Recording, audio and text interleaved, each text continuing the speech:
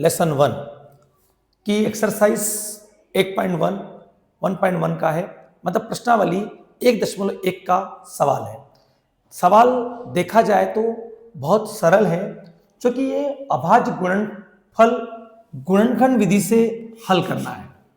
अभाज्य गुणनखंड विधि से सॉल्व करना है गुणनखंड। और गुणनखंड सॉल्व करने के लिए आपको अभाज्य संख्याएं याद करना है, जिनका भाग देना बहुत ही सरल होगा। 2, 3, 5, 7, 11, 13, 17, 19, 23 तक की अभाज्य संख्या अगर याद कर लेते हैं तो भाग देना बहुत सरल होगा।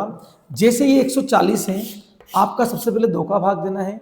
2 का भाग देने में सबसे पहले आधा करना सीख जाए। 140 का आधा 70, फिर भाग दिया तो 35। अब यहां जाके आप अभाज्य संख्याओं के क्रमबद्ध भाग देते जाएं। जैसे 2 के बाद 3 का देते हैं, 3 के बाद 5 का देते हैं। तो देखो हम 5 का भाग देते हैं, 5 तो 35, 7 एकम 7। इसको राइट करने के लिए कुछ नहीं करना पड़ता है, कहा जाता है कि भाग दीजिए, तो भाग देना चाहिए। भाग देने के लिए ये तरीका रहेगा। इस तरीके से आप रफकारी में भाग देंगे तो आपका सवाल राइट ज्यादा आएगा। सवाल राइट करना हो तो भाग देना चाहिए, वो भी अभाज्य संख्याओं का, जो कि अभाज्य गुणनखंड के गुणनफल के रूप में व्यक्त करेंगे इसको।